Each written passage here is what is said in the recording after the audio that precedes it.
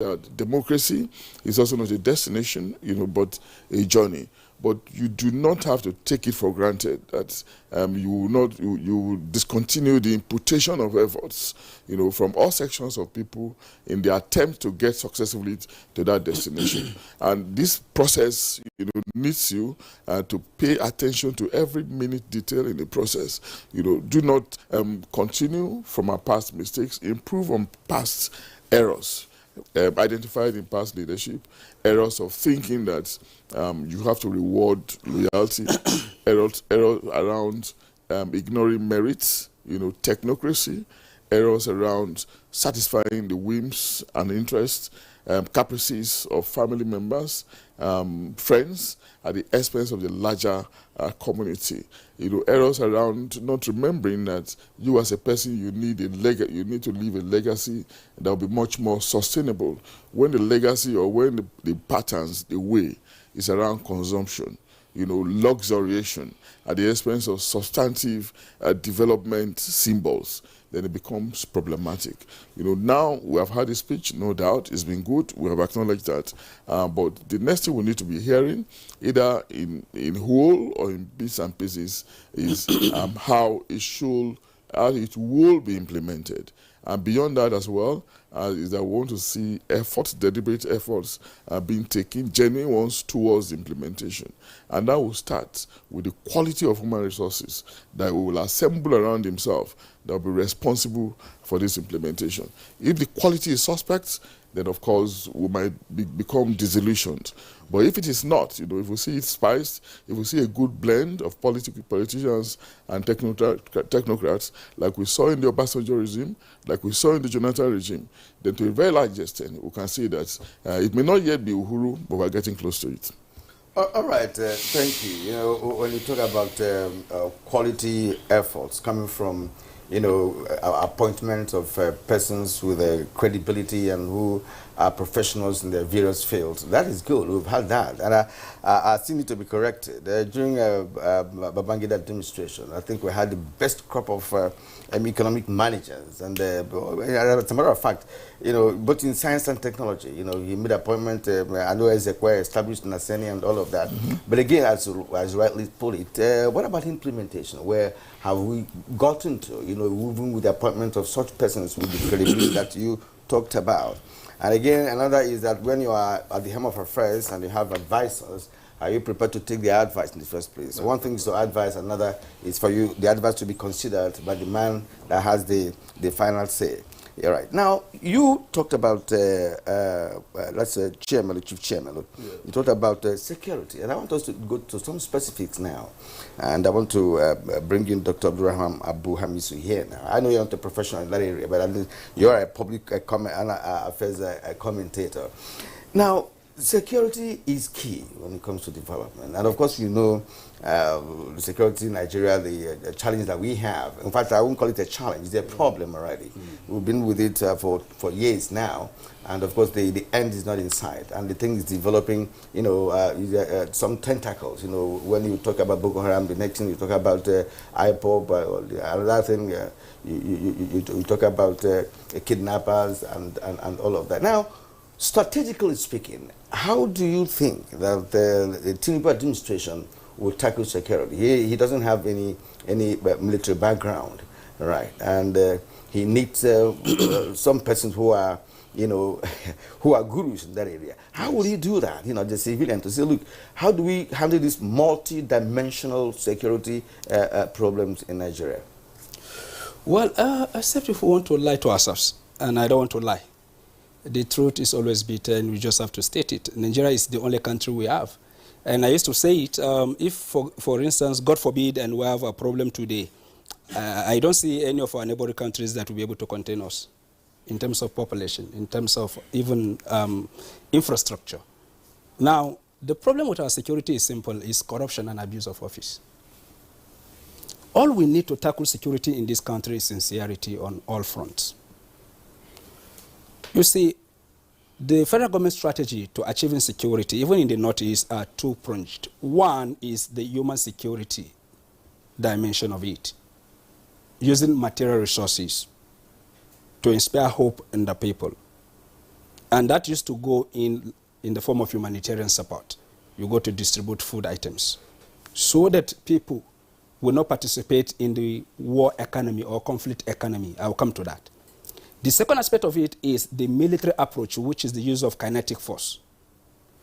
Now, we've seen what has happened over time, where monies are budgeted for arms and ammunition and they don't procure them. Monies that are meant for the soldiers on ground as their allowances don't get to them. And we've seen mutiny happening even within the rank and file to protest that. Now, how do you get people on the ground and they are not motivated to the extent that their adversaries are more motivated than them? And that has led to so many things. Tactical withdrawal. Using the saying, the Africans say that he who fights and runs away lives to fight another day. But arms would have been done to the territory and the people that are supposed to be protected. Now, it became a war, a psychological warfare. And the people were between federal government troops and even the adversary. Now, the things that are meant for them, for instance, okay, they're supposed to be given, say, 50 moodles of rice. They end up getting 2.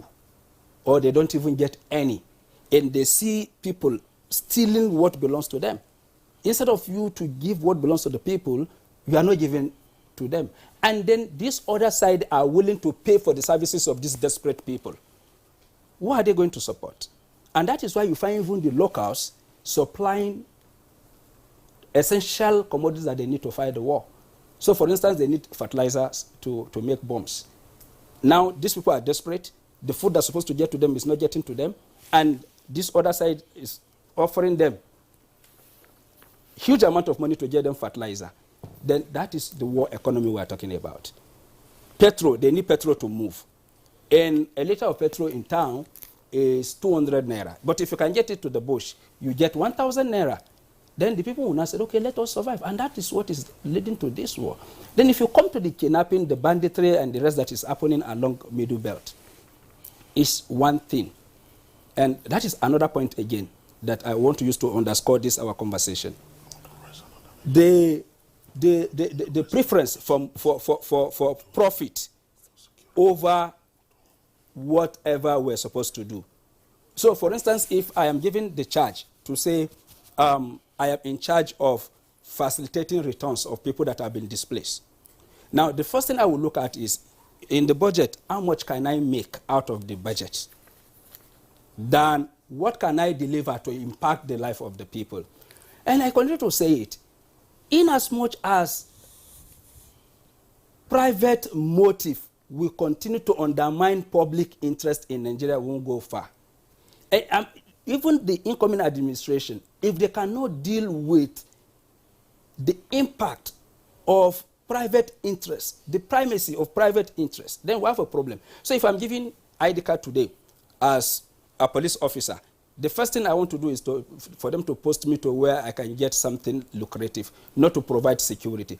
So anywhere you have a people that have this kind of sense of reasoning, where private interest will always trump public interest, then there is a problem. That is what we are referring to as corruption every day. What should the government do? Now, what the government is supposed to do, which you see, there is no need somebody will steal 2 billion and then you say plea bargain, and then you take 1 billion back and ask the person, as Mr. Kisley will always say, go and sin no more with 1 billion. You took 2 billion. I didn't say go and sin no more with 1 billion. No, you said, no, I want to say, what I'm trying to say is that, I mean, Kenya could be motivated. You used to say that government will say, go and sin no more. You understand? Government will say, go and sin no more.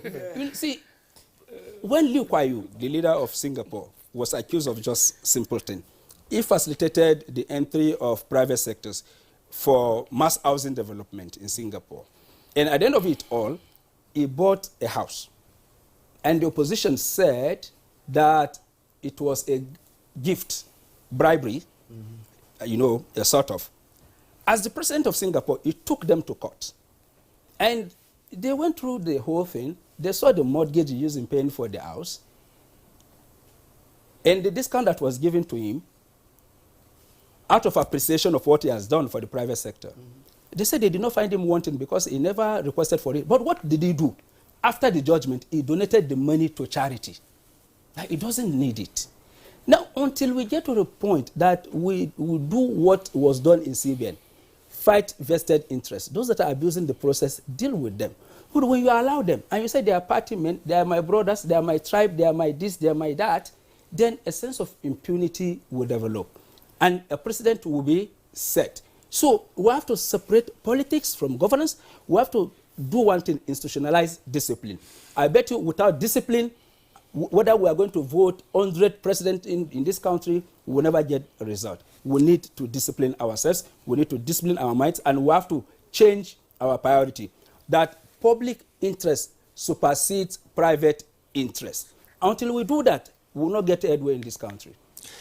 All right, Dr. Abu Hamisu, thank you very much there for your comments. Gentlemen, I know that we're talking about security, and there are many ramifications to the security issue. You've raised the question of patriotism, you raised the question of elevation of public interest above the private interest, and therefore seeking to minimize corruption in our security management processes. But I want to bring in, if you may, a more general issue, one that you gentlemen have touched on much earlier, arising directly from the president's inaugural address, that it is one thing to speechify, another thing to implement. And Professor Abiodun Adeli, I want to start with you. Namely, we are all familiar now with the manner of speaking. That's the figure of speech. Yeah. That hit the ground running. It's a hit the ground running, which means that from day one, you have your hands on the plow and then you are walking. But if you are plowing, you must be sure that it's not a rocky terrain. Otherwise, you know, the plow can't get you far. Yeah.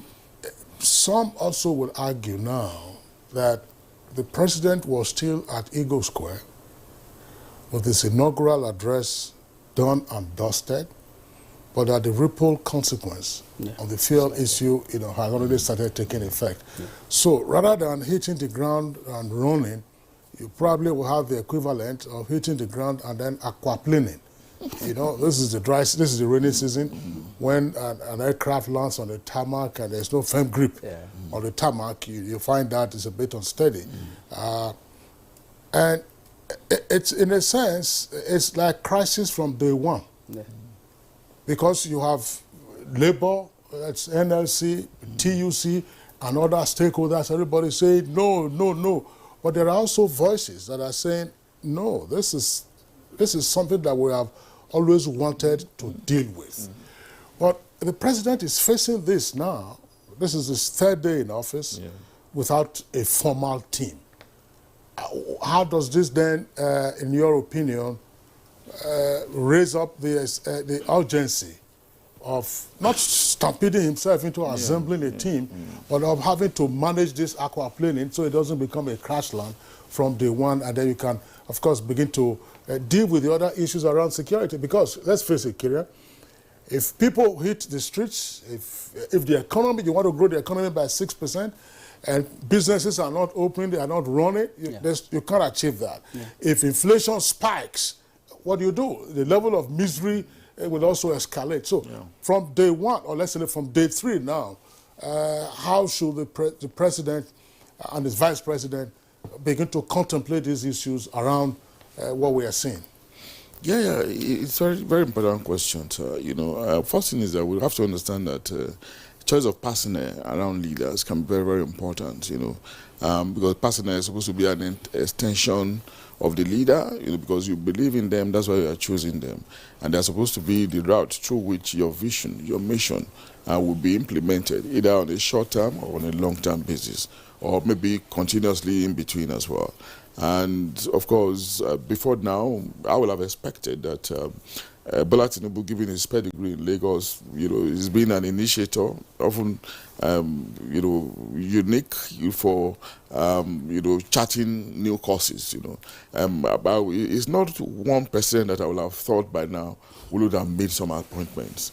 I was expecting that maybe in the few days before his inauguration, we will have had some names, like we see happen in the United States of America, and of course even in this country. About 8 years ago or 4 years ago, in advance of Governor Nasir El-Rufai's swearing in, he gave us names of those who were going to work with him. And I didn't expect anything less from a Bola Tinubu, for instance, who I imagine is a postmodern president because he has all the trappings of civilization. He's noted for being good at man management, human resource assembling, etc., etc. This is 3 days now. We are not trying to browbeat him or to badger him into doing this, but of course, there's a sense in saying that when your human resources are well assembled, not just in terms of quality, but in good time too, it has a way of galvanizing confidence in the populace. And of course, if it is otherwise, people might begin to read meanings into it. That is this going to be the hallmark of your decision-making process? Are you going to be having problems, taking decisions? If it is taking longer than necessary, at least some basics, maybe a former spokesperson, maybe a chief of staff, for instance, maybe a secretary to the government of the Federation who is going to be at the heartbeat, the springboard of general administration. All these things were done in the build-up to the Obasanjo administration, for instance. So like we said, is the last person that I would expect will cause this delay. But that will bring about, that will be showing this kind of delay. But of course, all hopes are not lost. We hope that at the appropriate time, but again, that time is getting late. I mean, he should be able to put his acts together and get things going as quickly as possible. So having said that as well, is the point around execution, which we mentioned, and we're seeing that execution shouldn't just be, it shouldn't assume that he is the be-all and end-all. I remember the wonderful speech of the Sultan of Sokoto at the inauguration lecture. The Sultan drew extensively from the prescriptions, the philosophies of religious leaders around the importance of leadership. And what he's saying, the crux of it is that beyond the leader, as a visionary, as a principal bearer of a vision, are those that he's surrounded with. That people are going to judge leaders somewhat by those that he surrounded himself with. And that's very, very important. One of the downsides of the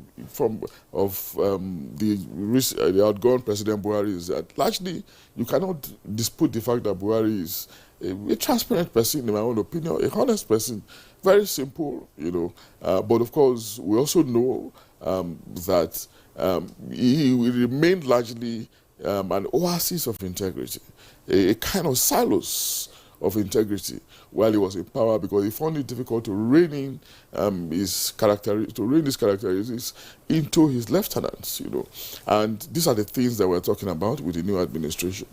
Build on the mistakes, the lessons of the past, so that we can bring about improvements. And if you do not do this, if we're beginning to see downsides, even in your early days, it doesn't speak well of the latter days, as the case could be. Okay. Good. Thank you. Let's return to this issue of security, because I know you want to talk about it. And again, in the southeast of Nigeria, we began to experience some kind of uncertainty with respect to security in the area. We had some killings here and there, IPOB related, some are not IPOB related, and what have you. And yesterday, one of our guests did tell me that he does not intend to travel to the southeast any day. But I told him I just returned from there a week ago, showing that, of course, there may be uncertainty, but then it's not as bad as that. But the challenge remains. What should this administration do? Not just in the southeast. Just a few days ago, some men, went into a radio station and got in there and make their own announcement and all of that, which is some kind of civilian coup, if you ask me, because most coups survive because they use radio to communicate their intention. So this shows that it's been aggravated, but I was just wondering why some persons from Ibadan would do this. One, of course, we have Bola Tinubu as president of Nigeria. Nigeria, coming from southwest of Nigeria.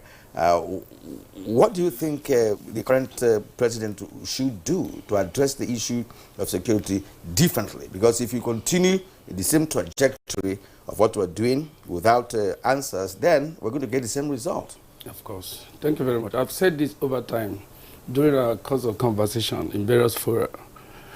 What we expect this new government to do is to build the confidence within the governance and the people. You cannot secure a nation where the people do not have confidence in what you are doing.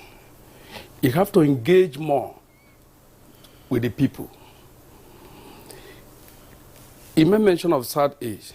If you come to the Southeast, even in the North, those people perpetrating this evil, even in the South Side, the kidnappers and all that, they come from somewhere. They're not from the blue, on the sky and moon. These are people who also within the community. But the people lack confidence with the government. They don't even know what the government is doing. So it's largely the cause of lack of confidence between the people and the government. That is why you see that even they don't even listen to the government because they don't even understand the direction of the government, where they're going. They lack trust. And that is more reason you see more different groups are springing out, not just the IPOP Asian or the militant and all that. Kidnapping is all, there's no any part of this country that you don't witness kidnapping today. So the solution, or what we expect the brand new government to do, is to begin to build the confidence between the government and the people. To begin to let the traditional rulers on the various communities, the local government chairman, of course, like we discussed, we've chatted this over time, it's been dormant for a couple of years because these are people that are closer to the people. Mm-hmm. If you don't empower the local government chairman today is just a senior houseboy to sitting governors. You appoint them caretaker, every month they run to the government house and take some money to pay salary and take their allowance and put in the pocket. They don't even get their allocation directly. They don't even implement reaching out to the communities, reaching out to the various people. So if we begin to expand the 3 tiers of the government to make them work very well, the federal government, state government, and the local government, then that comes to the traditional ruler. They have a role to play. The clergymen have a role to play. The traditional ruler in the village, in the community, have information of what happened in the community. Even if it is not there, he had people in the community that will come and say, "Good morning, sir. That place was boggled yesterday, and we'll be able to know those who boggled that place." They have the information. So they have to work with the government. Because the security agency you're talking about, you don't sit in Abuja here to proclaim policies and programs, and you're not trickling it down to the people. And you expect to get the effect of it. It cannot happen. It doesn't happen that way. So you have to start building the confidence between the government and the people. You have to, the police, the way we are policing, I don't know whether they're underfunded or thereabout. Look at the various viral video you see from police brutality, collecting money from motorists, extorting people and all that. And they don't have confidence in our police anymore. The Nigerians don't have confidence in our police. The military cannot, there are things military cannot do because they have to work hand in hand. The police, the military, the civil defense, they have their various roles to play to secure the nation. So confidence is key between the government and the people to be able to secure the nation. Okay, thank you very much, Chief Chair Melo. Let me return to Dr. Abu Hamisu. Dr. Abu Hamisu, in terms of the president getting on with the job of governance, as it were, at the political level of his administration, there are only 2 persons now in the presidency. That is to say, the president and the vice president. Yes. The other offices have not been populated. There are, of course, civil servants and public servants who work in the bureaucracy of the villa, who work in the federal public service, and including the civil service, who, of course, will aid them. The president's first meetings yesterday will give an indication of an understanding of where the issues are. Central Bank Governor and then the Managing Director or CEO of NNPCL. But we are still saying that if the situation were to persist, that's to say with the negative reactions to the removal of fuel subsidy, that could amount to a crisis. What needs to be done in the interim? Because this is not an issue that the president should be getting involved in. As we have discussed, security is on the one hand, economics is on the other, and agriculture, which is also talked about, is also on the other. What would be your suggestions in dealing with this problem that has hit the administration from day one? Well, let me underscore something Professor said, and to draw his attention to past event, because he said we should learn from the past. If you've read late Shehu Shagari's book, Beckon to Serve, he said when he was to appoint presidential liaison officers as small as that office, that he thought you could just sit and announce some names. But that took more than 2 months. As soon as the list is done, you get a call from this Oba to say that the person you choose is not our choice. You get a call from an emir to say that that person you choose, we don't know him. So, this is the interest I'm talking about. The reality. If it were to be about... Oh, by the way, sorry, PLOs were not small-time officers in those days. They were like the president's ambassadors. Yes, ambassadors. Okay. Yes. Now, if it were to be public interest, once you've established that this person has a good pedigree, is disciplined, he can deliver, if interest is not involved, of course, interest is always involved, but when it is public interest that we're talking about, and I know that this person can deliver, there is no way I will go back to say that, except if I want to be favored, if that person gets into that office. And this is how appointments usually drag in Nigeria. It's not as if the president wouldn't want to announce overnight to say, okay, these are my people. But again, the way governance is structured and government, there are always stopgap measures. For instance, if you're going as a minister, they will say you should hand over to PAMSEC or the most senior official of government that will continue with the business of the day. All we're saying is this: the government, if we really want to solve these problems, the government needs to do 2 things. One is honestly engaging with the stakeholders.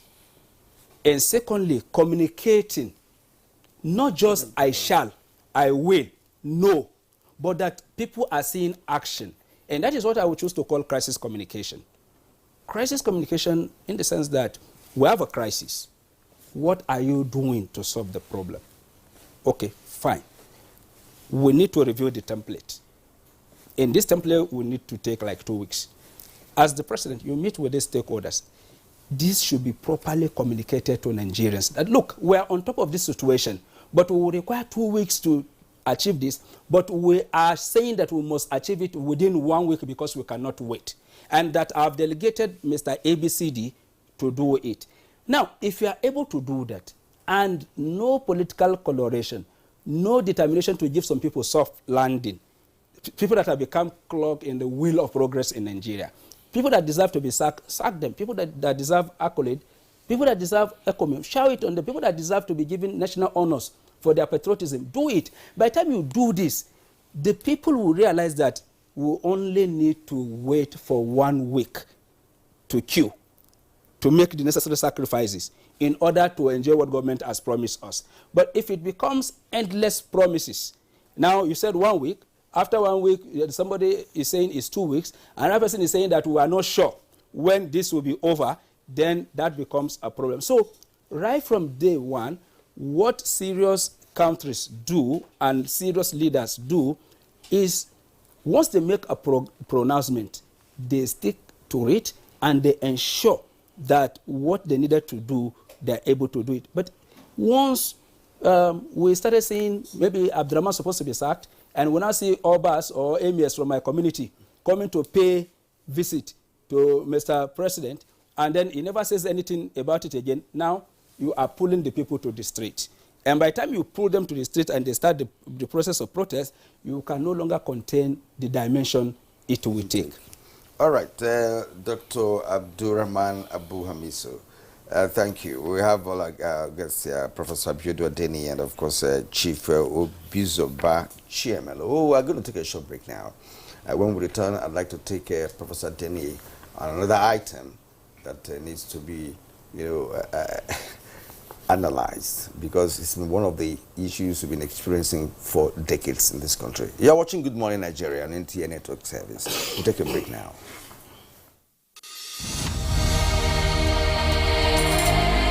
You have to move from the point where you protect and defend your religion to a point where you also recognize the rights of the other person, of the other religion, and protect it. So if I am protecting my own territory and my own people and trying to emphasize their rights and protect their rights, I should also be thinking about how to protect the rights of the others. Both Islam and Christianity recognize and defer to God, and both recognize the temporariness of the life of this world, and that ultimately we all go back to God for the day of reckoning, when everybody will render an account of his life on this temporary abode.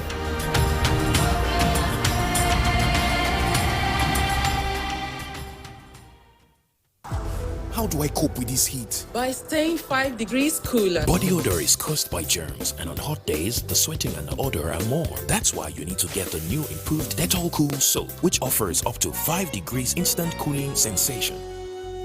Your skill is key to your professional growth in the competitive broadcast media industry.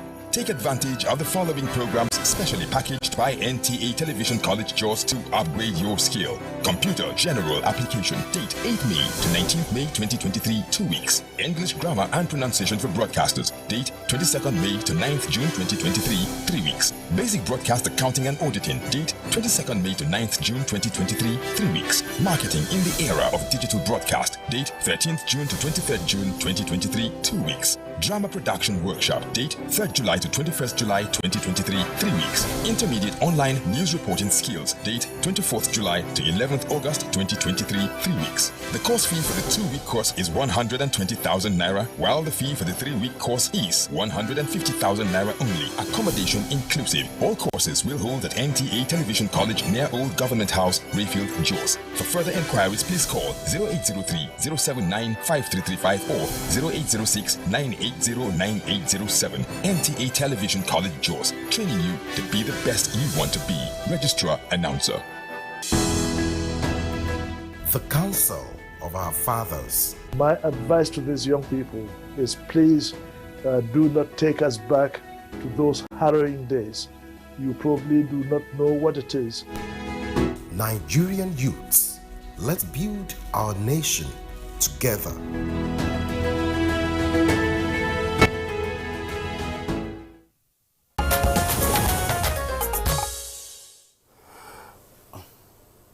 All right, you're watching Good Morning Nigeria on the network service of the Nigerian Television Authority. Our guests are still with us here in the studios. I know, Kirian, you said you were going to pop a question to Professor Adeni. Yes, exactly, and that has to do with agriculture.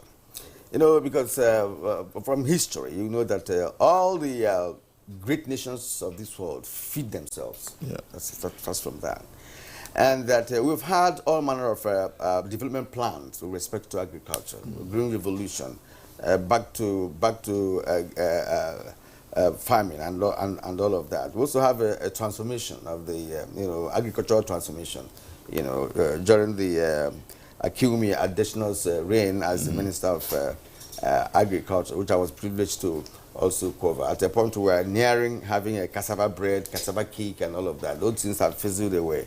Some of the institutes in this country were asked to do that, and they made good bread, confectionaries out of cassava, which of course Nigeria is the highest producer globally. Yeah. But again, we have not really advanced properly. Yes, there are some positive moves to change the cut of history of agriculture in Nigeria by the just outgone administration. But for me, it's a scratch, because if you have rice in abundance and you don't have tomato puris, you don't have mango juices, you import all other agricultural produce-driven products across the globe, and then we're not doing well. Even when we import eggs, chickens, turkey, and what have you, from neighboring countries, especially South Africa and all of that. It's painful that with all the agrarian nature of Nigeria and the kind of land mass that we have that are productive but not being put into use, what steps should this administration take, in your opinion, not to return to what it used to be, so that by the time we get on to feed ourselves as a nation, we can now be bold to say we have made a great step forward?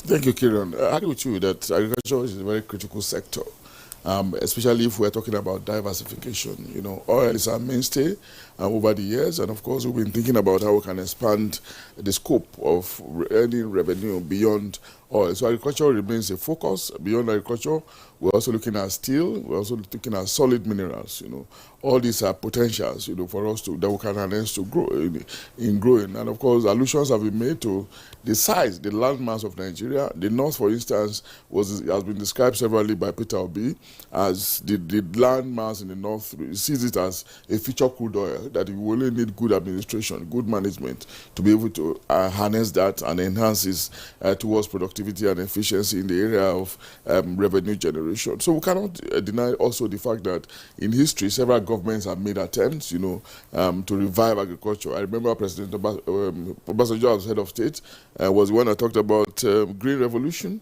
Another one talked about Operation Feed the Nation. Between the two of them, I think Shagari talked about green revolution, still talking about agriculture. There's a story about how, the famous story of how Malaysian farmers came to pick palm seeds, and turn Malaysia into something else in terms of agricultural production. So many things can be done, really, but again, we have to be mindful of we have to also be concerned about the suitability of the environment. You know, how can agriculture thrive in an atmosphere of insecurity? You know, the activity takes place in the hinterland lands, in quiet places, hidden places where criminals can thrive. In a criminogenic system, those kind of businesses can find it difficult to thrive because criminals hide where farmers would ordinarily want to be. You know, we remember what happened with the case of Zabamari farmers in Borno State the other time. These are people, largely subsistence farmers, that rely on agriculture to feed, subsistence farming, but again, they are being disrupted by insecurity. But again, we also have to deal with the question of our being soaked in consumerism. As a developing country, African country, we are still largely Western-oriented, you know, feeling that the things that we produce are inferior, directly or indirectly, consciously or unconsciously, you know, to Western products. So everything we think that will gratify us psychologically has to be imported, you know, whereas we have the productive potentials, we have the capacity to produce, and we know productions come naturally from nature, which translates into agriculture again. You know, so that's some other kind of reorientation that we need. But again, the overriding thing in all of these is the strengthening of institutions. Our institutions are obviously very weak, and we're not making any conscious effort to strengthen them because we still place priority on the man rather than the institution. What do you think the current administration should do? Yes, what the current administration should do really is to be stronger in determination. You know, to be strong in determination, you know, to grow the institutions. And that can happen if he leads by example. You know, not saying one thing and doing the other thing. Just making sure that the law, the rules, the regulation, the ethics of the society, you know, are prioritized above the wishes and aspirations, above the interests of individuals. You know, when you prioritize individuals over the institutions, then it becomes a problem. And that's why we keep saying that there's a dialectical relationship between man and the institution, which means that the man is there to strengthen the institution. And at the end of the day, the institution will work in the interest of not just the man, but the generality of the populace. That's what it can do. With determination, it can get it done. But if we are seeing a continuation of the things that happened in the past, whereby government are finding it difficult, like my colleague said, you know, to appoint people because of complexities of interest, then there's not going to be progress. Because we are saying that rise above those interests, keep your focus on merit, on capacity. If you're going to choose among technocrats, choose properly. If you're going to choose among politicians, choose properly. Make your decision and go ahead. and get the person to come and do the job. Government is governance. It's not about being nice. It's not about being kind to people. When you are kind to people, you prioritize niceness, do-goodism, above implementation, above capacity to execute, then of course there becomes a problem. It's about good decisioning, the courage to take decision, and the courage to see that people that you put in positions of power are able to implement. But if you are favoring people, thinking that interest groups are multiple, you want to satisfy all of them, definitely it's impossible. But take your decision, and keep your eye on the focus. At the end of the day, history will be kind to you, because they will know that you have actually been consistent, in keeping your eye on the ball, as the case could be. Well, Professor Adeni, thank you very much, and Dr. Abu Hamisu, as well as Chief Chair Mello. Thanks. I was just wondering. There's some thoughts just flashed through my mind with respect to some of the critical appointments that you have referenced. Say it's Chief of Staff or the Secretary to the Government of the Federation. The Chief of Staff isn't a constitutional position, but the Secretary to the Government of the Federation, as you would find at the state level, that Secretary of State Government, these are positions that are provided for in the Constitution. And our experience since 1999 has been fairly straightforward in terms of practice. Assuming we take two regional approaches, North and South, the Secretary of the Government of the Federation has often come from the region where the presidents come from. Obasanjo, when he was president for 2 terms, had Chief Ufote Kaite, who was also from the South. When Yaradua was in office, he had King Gibe as SGF, and then, of course, when King Gibe got removed, he then had Yayale, who then became his Secretary of the Government of the Federation. Of course, Goodluck Jonathan, we also saw whom he had, of course, when he got into the groove of things with his first election in 2011. He had Ayim Pius Ayim as Secretary of the Government of the Federation. And then the immediate past administration, former President Muhammadu Buhari, first had Babachi Lawa, who's from, I think, Bauchi State, Adamawa State, and when, of course, he ran into the grass cutter issue, he was replaced, and then Boss Mustafa, who is also from Adamawa, also came in. So I think it looks fairly straightforward. I say it looks fairly straightforward, yes. But not forgetting what Abu Hamisu drew our attention to, that this person you are bringing must also be. But these are the kind of tendencies that we have seen. Chief of Staff hasn't been that straightforward, but it tends also to follow virtually the same pattern. I know that Obasanjo had General Abdullahi Mohammed, former DMI, and then, of course, you had some other changes here and there. But basically, I think these are fairly straightforward things, and we hope that those appointments will be made. But I want to come back to Chair Bello. Because we have had a conversation around this subject matter on what the Southeast needs to do. Because the Southeast appears to be bleeding itself through the activities of IPOB, criminal elements, and this sit at home that you just shut down your economy for 1 day in a week. As I said, we have had this conversation on Good Morning Nigeria.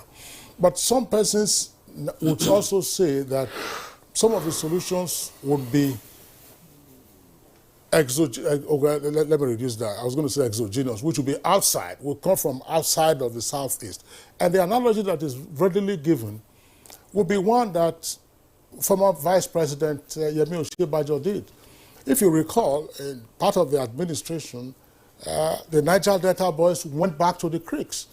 And it took, of course, the pacification of the Niger Delta boys through visitations and then engagements. Visitation by the Vice President himself, as it then was, an engagement with the Niger Delta militants for them to temporize, lay down their arms, and then started seeing a climb up again in crude oil production. Because there was a time it plunged down to well below 900,000 barrels a day. Yeah. So in the Southeast, what is it that is required? Yes, people talk about governance and so on and so forth. What is it that the Southeast needs at this time, because the country cannot afford to have that part of the country in perpetual conflict or uncertainty. Thank you very much. Just like as you were saying, maybe you forgot that during the time of Yar'Adua, before Yar'Adua came into power, South was totally shut down by the militancy.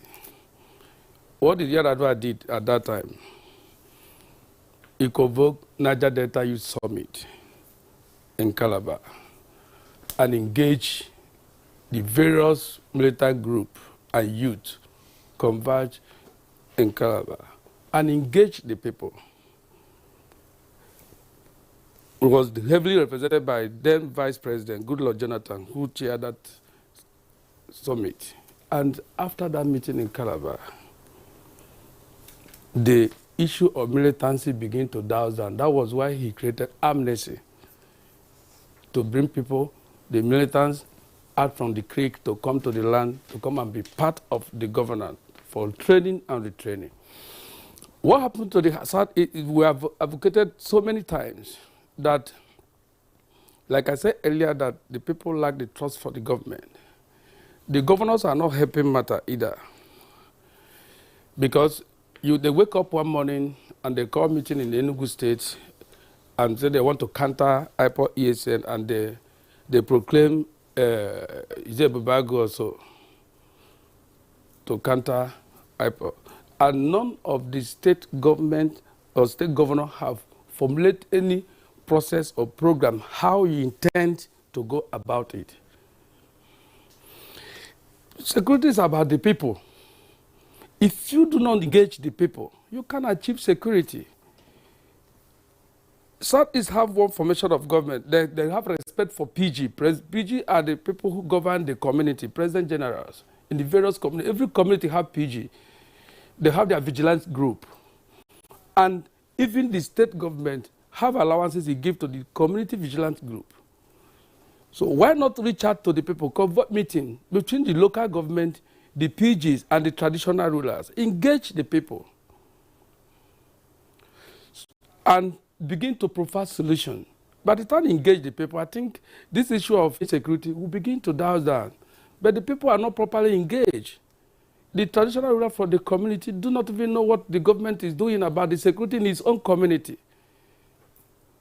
They have not convened any meeting that has to do with the youth and the traditional ruler and the opinion and community leaders. These are what is lacking.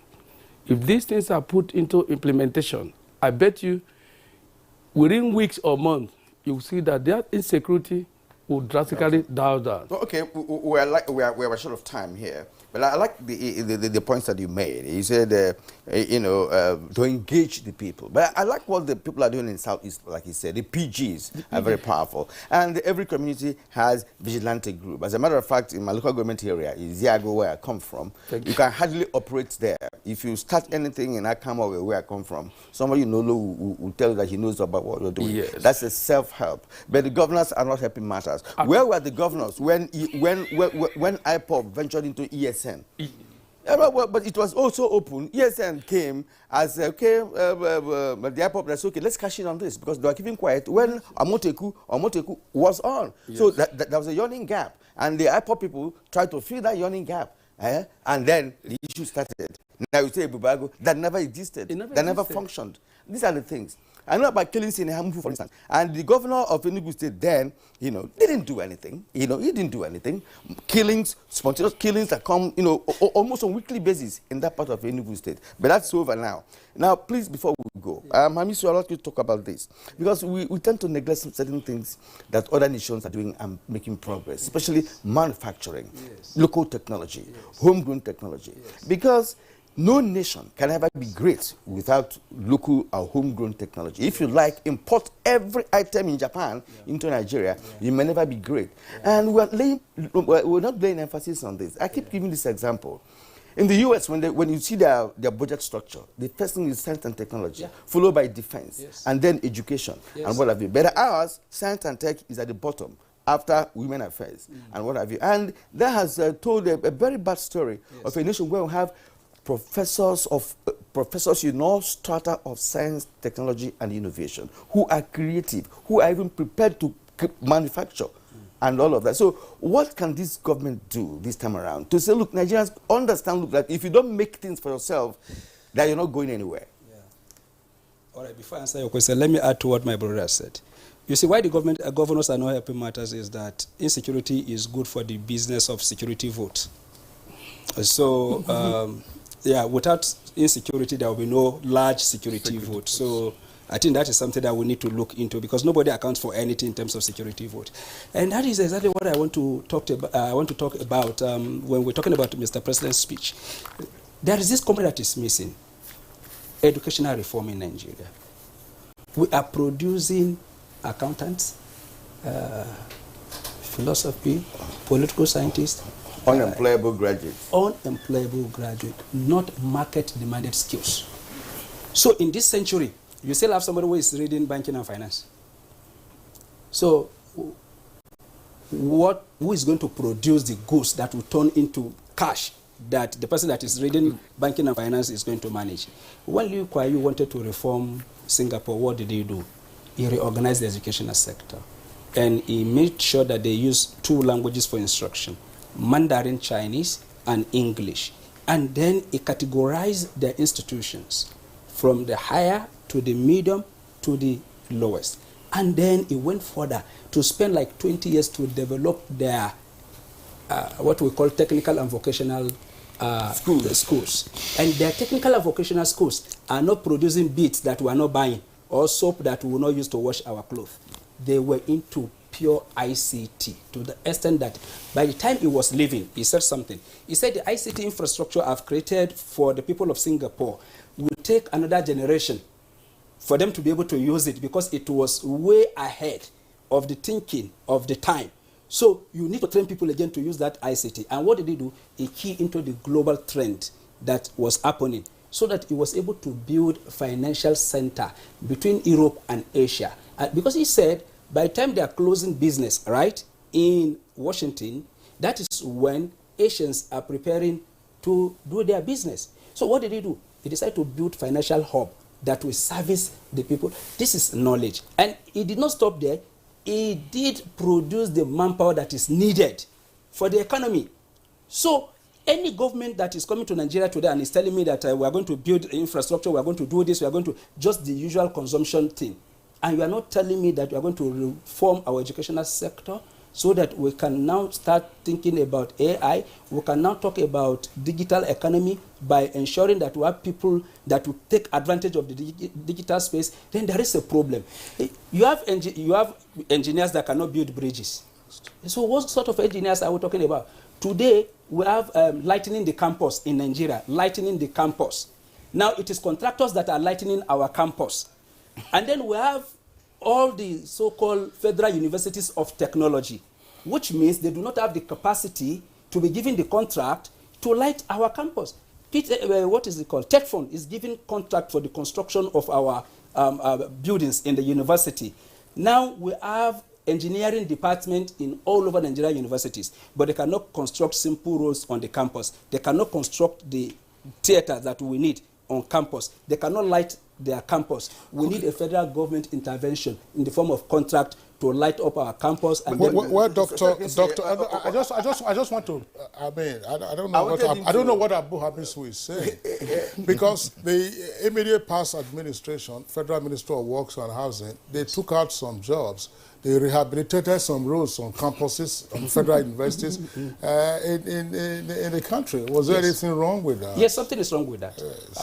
Why should we have Department of Engineering in Foot, Mina, and then you have Federal Ministry of Works appointing a contractor to be given a contract to travel to Mina that was not going to use the brains, the students? How would the student graduate with experience? And then you now say you need 15 years experience before you begin. Dr. Abu Habis, you know we have no time, right? But what I want to point out, please, is this: the fact that, look, we turn out good engineers. No doubt about that. Yes. I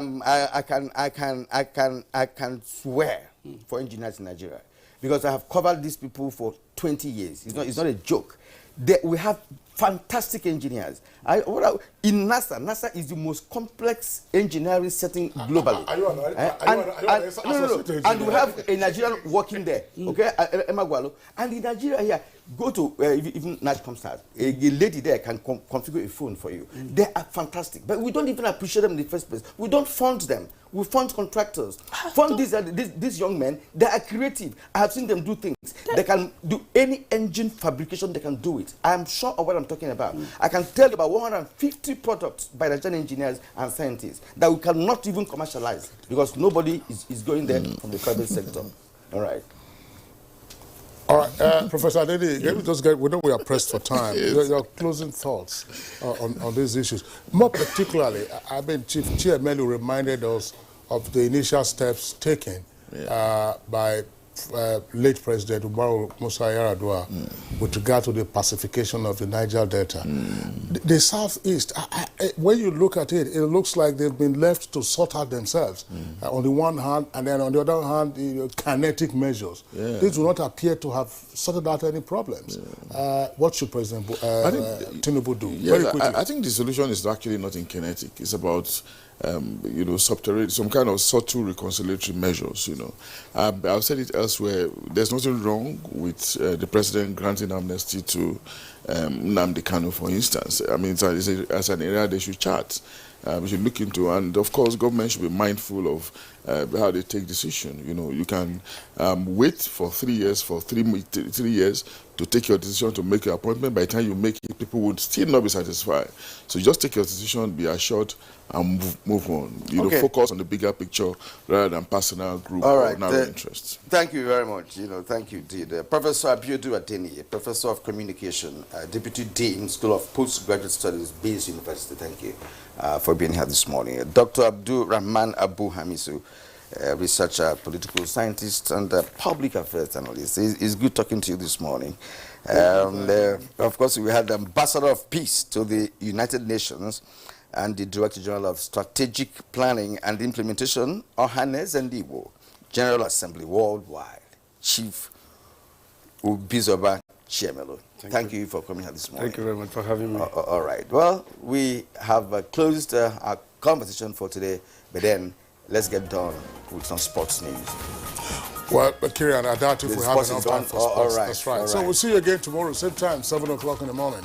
Look after yourselves. I'm Kingsley Osadolo. And I'm Kirian Umar. I'll see you again on Friday.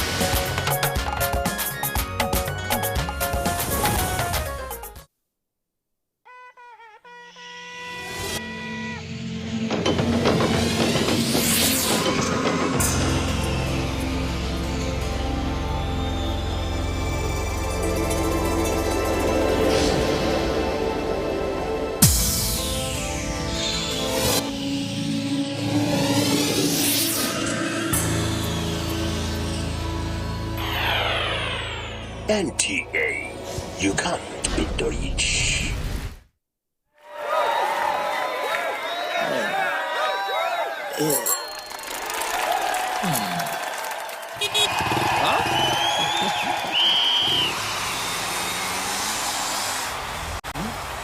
Latest entrant, latest technology. Welcome to Intel 4G LTE Advanced and experience super fast internet access today. Visit intel.com.ng or any of our stores in Lagos, Abuja, and Port Harcourt to get started.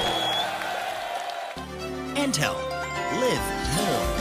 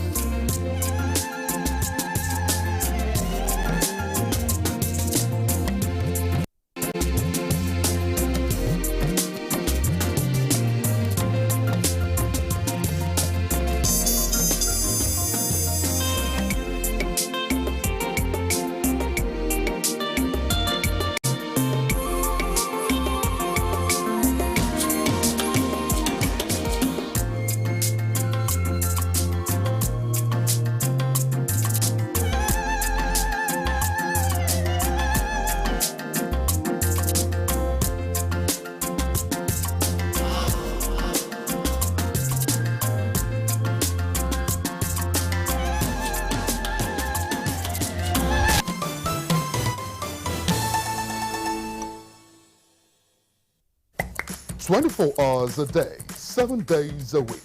You can watch NTA International live on your TV, computer, iPad, tablet and phone. Log on to visiontv.co.uk and click on Entertainment, then NTAI. You can also download the iOS or Android app on your mobile devices to watch NTA International on the go, anywhere in the world. NTA International, your window to the world.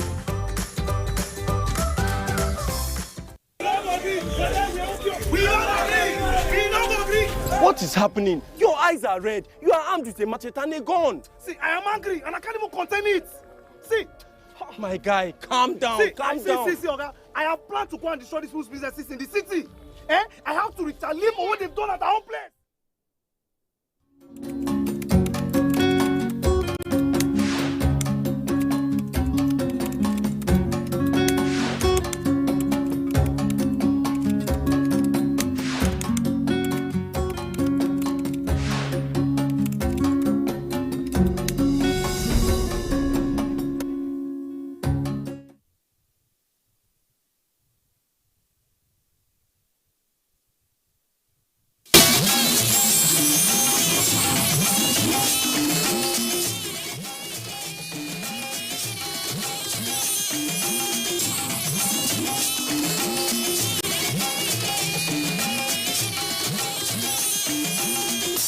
This is the network service of the NTA.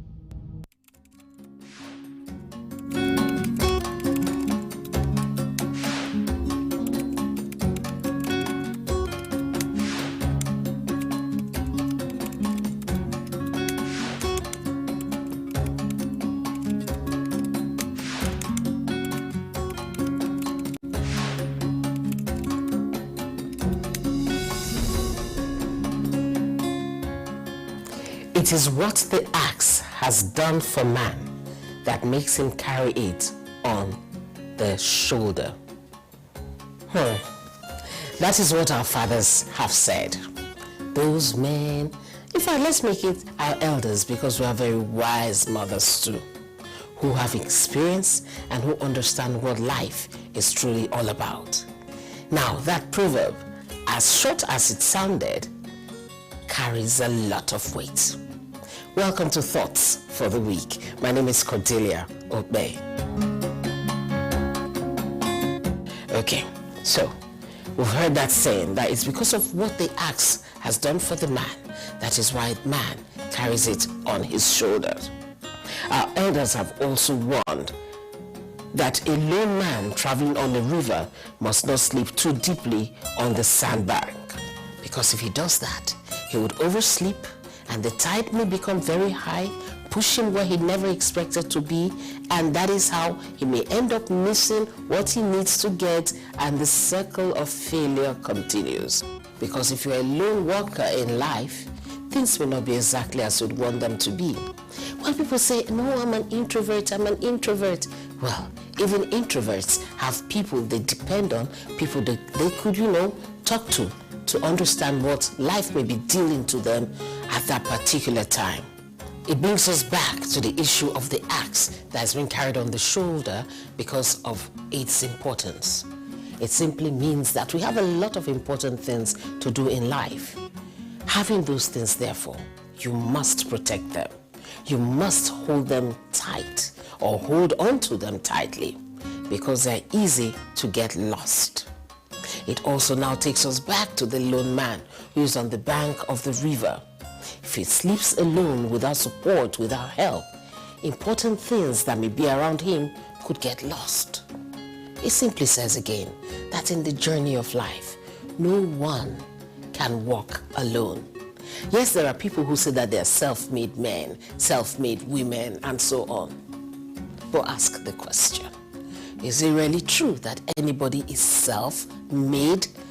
Well, there is an explanation for that saying, or for that phrase. But in life, nobody truly is self-made. You need the people around you. You need the wisdom of the wiser people around you for you to be able to navigate through life. No one man is all wise. For example, our elders will tell us about the tortoise who felt he was all wise and needed to be that lone man on the riverbank. And they said this particular thing about the tortoise. Now, the tortoise claimed to be the wisest person. And what did he do? In his greatest of wisdom, he decided to roast water that was wrapped with leaves. And what happened? When the leaves got burnt, the water spread on the fire and extinguished it. It's the same thing as a person who believes that since they're all wise, everything they say must be taken by everybody around them. Very soon, you're going to be like the tortoise who wrapped water to roast. You will spoil everything. Our elders say, no man is all wise, so we must listen to others.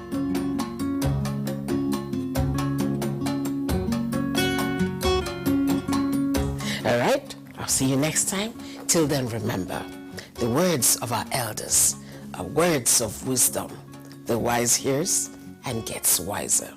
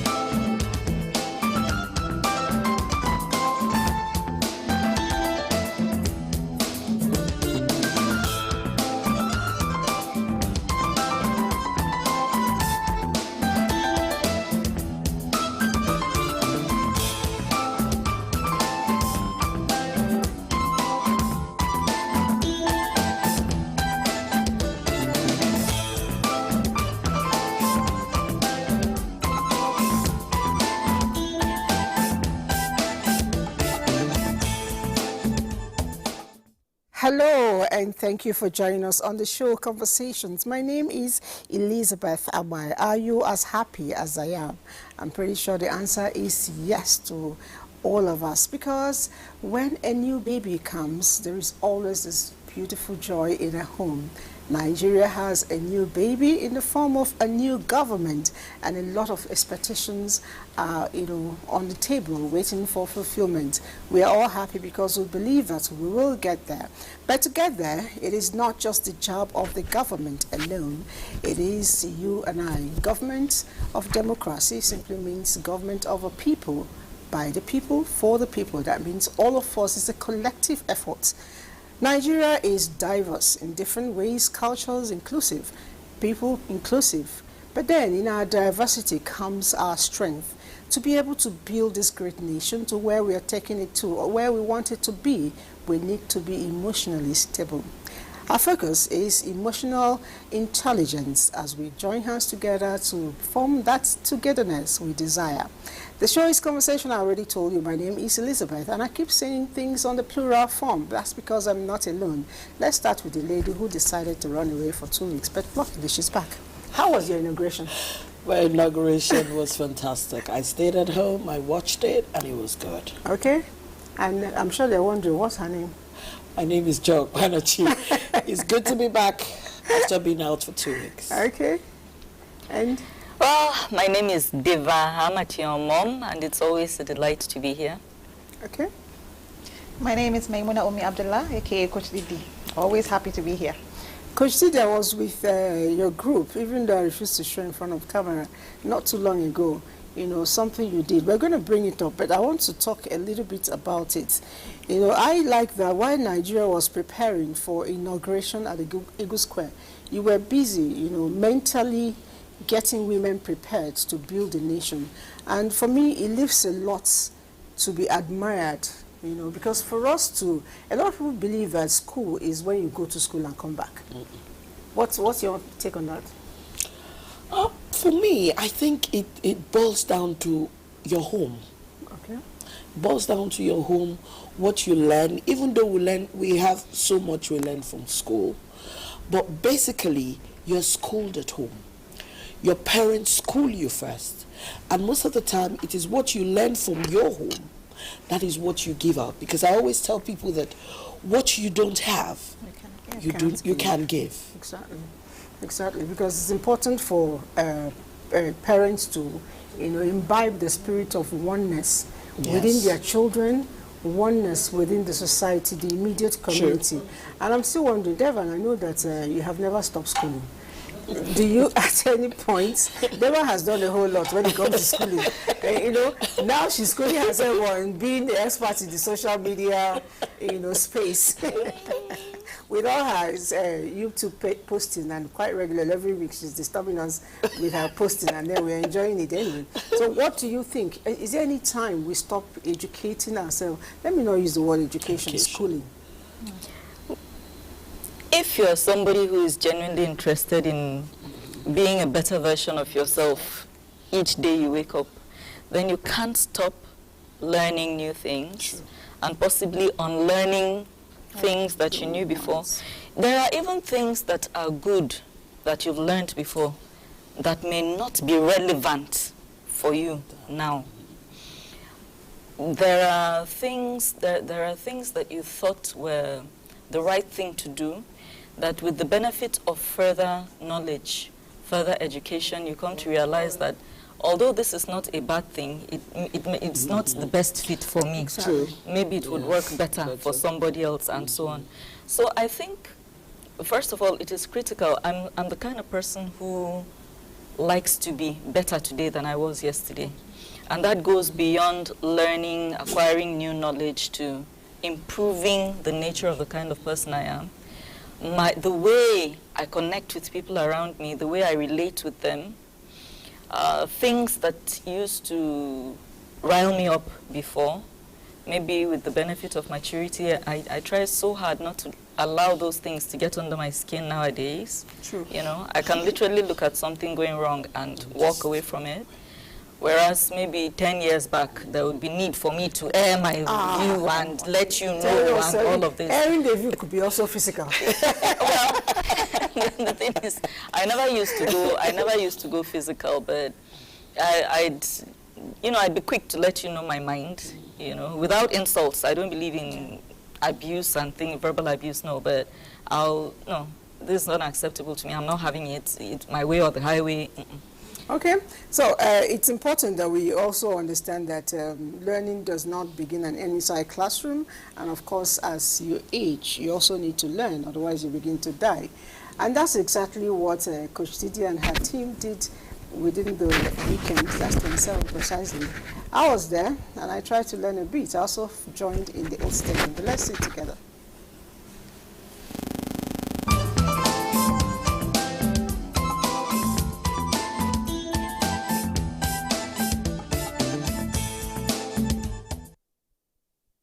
Life is said to be a school on its own, giving no age limits or gender to its students, but making even more deliberate and intentional efforts to learn and improve oneself holds greater fulfillment.